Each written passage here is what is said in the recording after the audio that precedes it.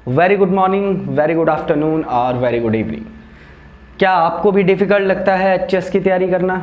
Himachal Pradesh administrative services exam जिसका material आपको कहीं नहीं मिलता, वी सुशंकरम हम लोग आपको हिमाचल से रिलेटेड कोई भी कम्पिटिटिव एग्ज़ाम है उसकी तैयारी का एक कंप्रहेंसिव और कंसाइज मटेरियल आपको प्रोवाइड करेंगे। इंस्टाग्राम हैंडल जो मेरी राइट साइड पे आपको दिखेगा और साथ ही यूट्यूब चैनल जो आपको फ्री ऑफ कॉस्ट जो है जितनी भी सर्विसेज प्रोवाइड करेगा। ऑफलाइन क्लासेस के लिए जितना जल्दी हो सके आप एनरोल करें। Thank you. नमस्कार दोस्तों, स्वागत है आपका। आज का जो हमारा टॉपिक है वो रहेगा मराठा एंग्लो वॉर्स। हमने हिस्ट्री की एक वीडियोस सीरीज जो है वो चलाई है, ठीक है। आपको पसंद आए, आपको कंटेंट अच्छा लगे तो प्लीज़ आप इसको ज़्यादा से ज़्यादा शेयर करें। आज के टॉपिक में हम लोग देखेंगे कि मराठा एंग्लो वॉर्स कैसे हुए, कब कब हुए। उससे पहले हम लोग हल्का सा एक बैकग्राउंड जो है वो एनालिसिस करते हैं। पिछली वीडियो में हमने क्या देखा वो भी रिवाइज करते हैं, क्या क्या नहीं देखा उसको आगे कंटिन्यू करते हैं, राइट। तो हमें पता है कि मराठाओं का जो शाहू जी आए थे, शाहू जी का समय आपको याद होगा 1707 का, जब वो राजा बने थे मराठाओं के, और इनका साथ दिया है बालाजी विश्वनाथ ने। किसने दिया है? बालाजी विश्वनाथ ने, ठीक। अब बालाजी विश्वनाथ ने, और 1707 में जो लड़ाई हुई है वो भी हमें पता है। कौन सी बैटल हुई थी? बिल्कुल सही सोच रहे हो, बैटल ऑफ खेर। जी हाँ, बैटल ऑफ खेर ताराबाई के साथ हुई थी। इन्हीं के वंशज हैं, मराठाओं के वंशज हैं, आपस में लड़ पड़े थे। और उसके बाद शाहू जी ने जो है वो मराठा साम्राज्य को आगे कंटिन्यू किया। इतना आप सबको क्लियर है। इसके आगे क्या होता है कि बालाजी विश्वनाथ जो हैं उन्होंने शाहू जी का साथ दिया, तो इनके बाद जो है पेशवा की प्रथा शुरू हो जाती है, ठीक है। तो आज का जो पहला काम है हमारा, पेशवा देखेंगे हम, कौन कौन आए, कौन कौन बने और कब कब बने, ठीक। तो इतना आपने नोट डाउन कर लिया। तो पहले पेशवा बने हैं बालाजी विश्वनाथ, और पेशवाई की प्रथा 1713 में शुरू की गई थी इनके द्वारा ही। इनके जो आगे वंशज रहे वो कैसे कैसे बनते हैं, और इनके जो वंशज रहे 1713 से 1720 तक इनका समय है एग्जैक्टली, ठीक है। और इनके बाद जो इनके आगे हैं इनके पुत्र, जिनको आप जानते हो, बड़े अच्छे से जानते हो, और उनका नाम है बाजीराव। बिल्कुल सही, बाजीराव मस्तानी वाले बाजीराव, मूवी आपने देख रखी है। तो इनका समय था 1720 से 1740, जो अगले पेशवा बनते हैं बाजीराव, ठीक है, बाजीराव। दूसरे पेशवा ये हैं, ठीक। पहले पेशवा ये थे। अब बाजीराव का समय, ये बड़ा महत्वपूर्ण समय है मराठा साम्राज्य का भी। ध्यान से सुनना, इतिहास पढ़ना बहुत आसान है, बस आपको इमेजिन करना है, रटने की कोई ज़रूरत नहीं है, ठीक। तो बाजीराव जब बनते हैं, बाजीराव ने अपने समय पे 20 साल का इनका समय है, और इस 20 साल के समय में इन्होंने 41 बैटल्स जो हैं वो लड़ी। 41 बैटल्स लड़ी हैं। 41 बैटल्स में से एक भी बैटल वो हारे नहीं। पूरी की पूरी बैटल्स इन्होंने जीती हैं। इतने योद्धा थे ये, इतने महान फाइटर थे ये, कि एक भी लड़ाई जो नहीं हारे। इसी समय पे मराठा साम्राज्य का पीक रहा, ठीक। अब इनके बाद 1740 के बाद जो आते हैं, ठीक, 1740 से लेके 1761 तक जो हैं वो रहते हैं हमारे, ठीक है। और कौन रहते हैं? कोई ध्यान लगाने की, रटने की ज़रूरत नहीं। देखो, पहले थे बालाजी विश्वनाथ, बाजीराव, इन दोनों के नाम को मिला के जोड़ दिया जाएगा बालाजी बाजीराव, ठीक है, बाजीराव, सॉरी। ये अगले पेशवा जो हैं वो बनते हैं तीसरे।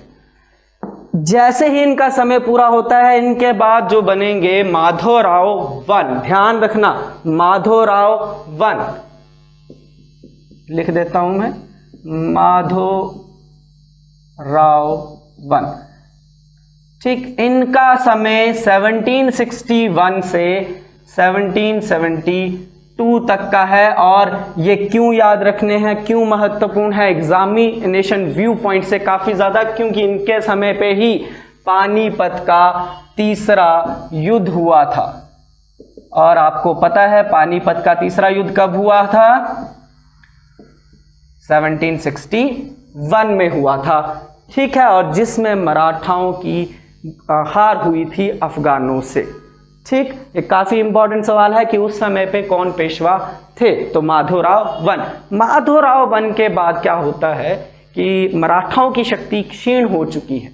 मराठाओं की शक्ति क्षीण हो चुकी है तो उन्होंने क्या किया है कि अपने अपने जो मराठाओं के वंशज ही हैं उन्हें अपने अपने क्षेत्र पे क्या किया है, उनको सोवर्निटी प्रदान कर दी है। यानी कि मराठाओं के वंशज जो हैं अपनी अपनी जगह से अपना स्वतंत्र राज्य जो है वो चलाना शुरू करते हैं। और मराठा जो हैं वो 4 वंशों में बट जाते हैं पेशवाओं के अलावा। ठीक है, ध्यान रहे पेशवाओं के अलावा, पेशवा तो थे ही थे, पेशवाओं के अलावा जो है वो आगे 4 वंशों में बट जाते हैं। और ये आपसे सवाल प्रीलिम्स का बन जाता है कि कहाँ से थे। ठीक है, ध्यान से इनको नोट डाउन करना। सबसे पहला जो हम देखते हैं वो हम देखते हैं कि कौन कौन से ये चले।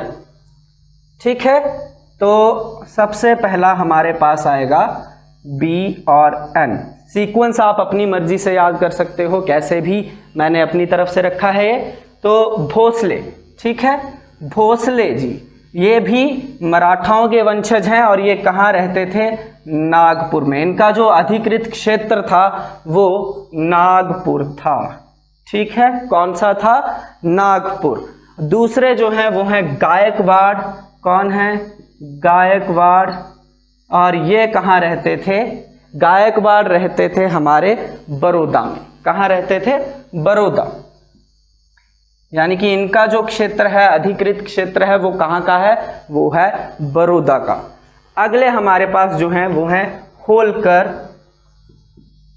ठीक है, होलकर जी, होलकर जी इनका समय इनका स्थान जो है वो कहाँ का है? इनका स्थान है इंदौर का।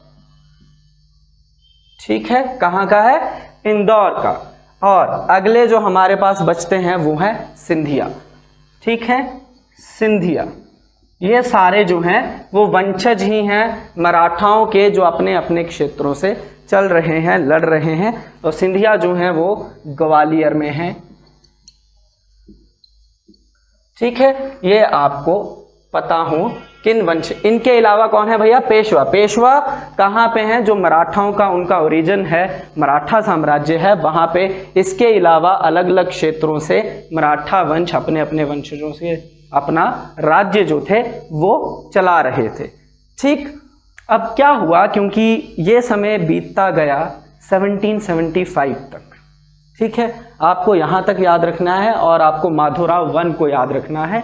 समय बीतता गया 1775 तक। ठीक है, और इनके जो पेशवाओं की प्रथा थी, इसमें डिफॉर्मिटी तो नहीं हम कह सकते, बट मतलब फ्लक्चुएशन, राजनीतिक अस्थिरता जो है वो आना शुरू हो चुकी है। अब राजनीतिक अस्थिरता से क्या होता है कि आपको पता है अंग्रेज साम दाम दंड भेद लगा के धीरे धीरे मराठा साम्राज्य को कैप्चर कर लेंगे। हल्का सा बैकग्राउंड में इस पे भी डालता हूं कि जब बाजीराव का समय था, ठीक है, बाजीराव का समय था 1720 से 1740, इस समय पे ऐसा सिनेरियो था कि दिल्ली भी मराठाओं के अंदर कैपिटिव रही है।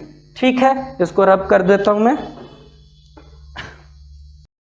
ठीक है, तो 1739 का जो समय है, उस समय पे जो मराठा साम्राज्य की एक पूरी की पूरी अथॉरिटी, सोवर्निटी मान ली गई थी। कहाँ से लेके कहाँ तक?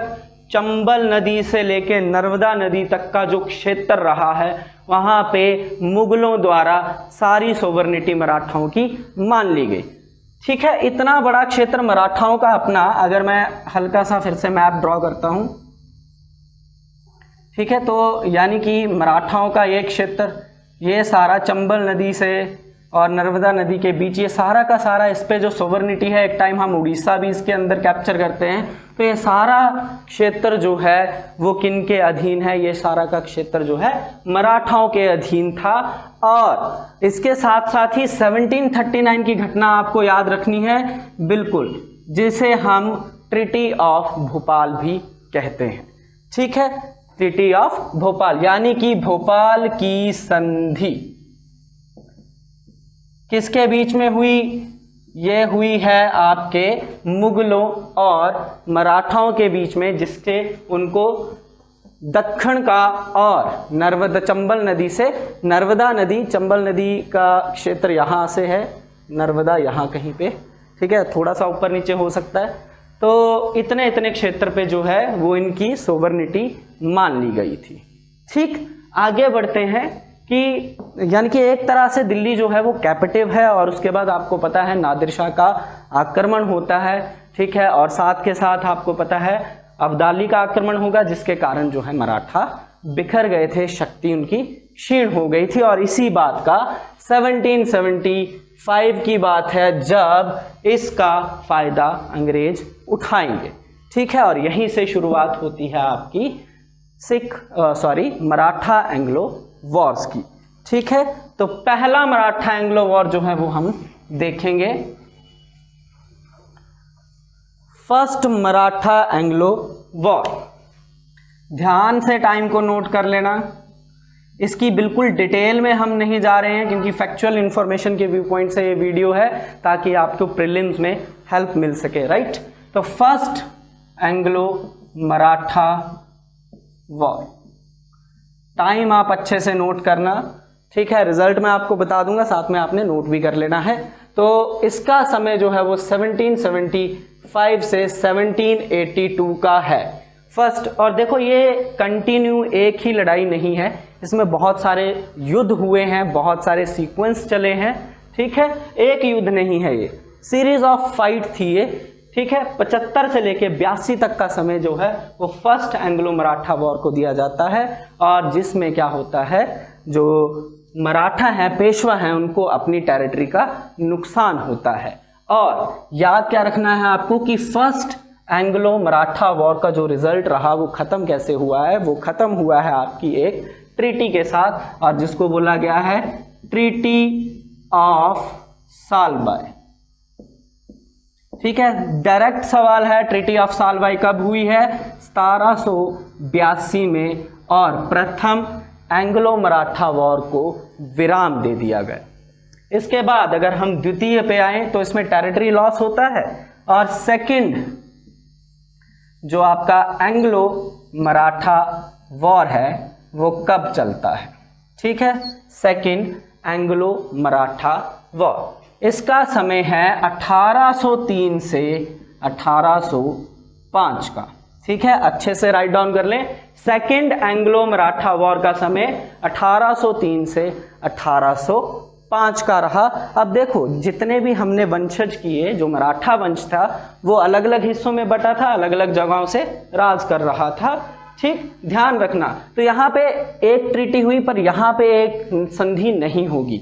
यहाँ पे जो अलग अलग मराठा वंशज हैं वो अलग अलग संधि जो हैं करेंगे ब्रिटिशर्स के साथ। ध्यान रखना, इसमें 3 संधियां होंगी, किसके साथ हुई, कब हुई, ये आपको ध्यान में रखना है।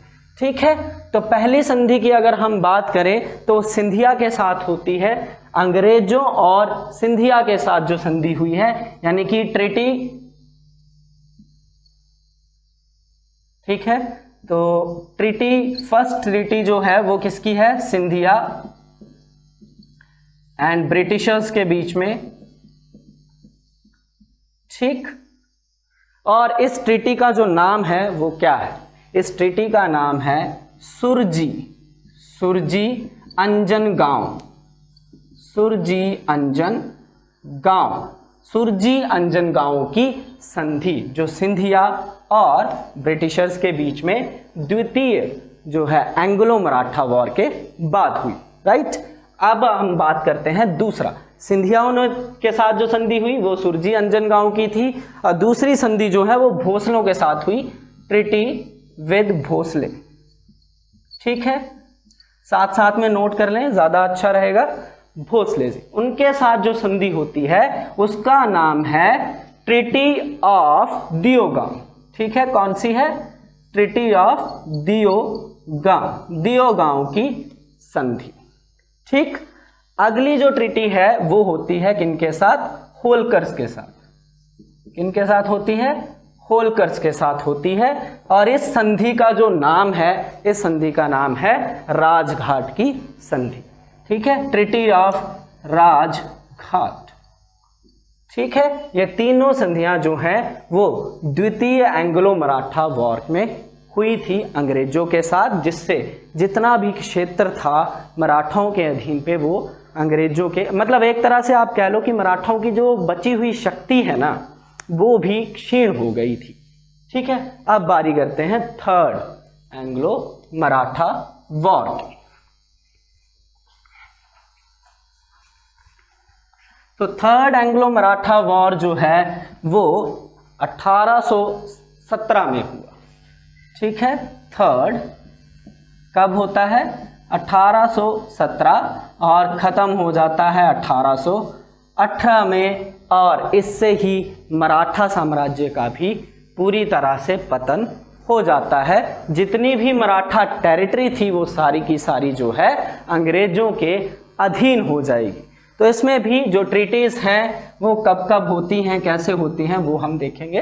ठीक है, सबसे पहली जो संधि हुई है वो 1817 में हुई है। 1817 की जो संधि है वो उसे कहते हैं ट्रीटी ऑफ ग्वालियर।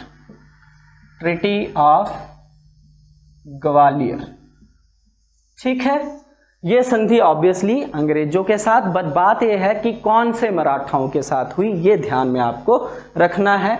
सिंधों के साथ, ये सिंधिया वंश जो है मराठाओं का, उनके साथ ये संधि होती है। ठीक है, सिंधिया वंश, सिंधे।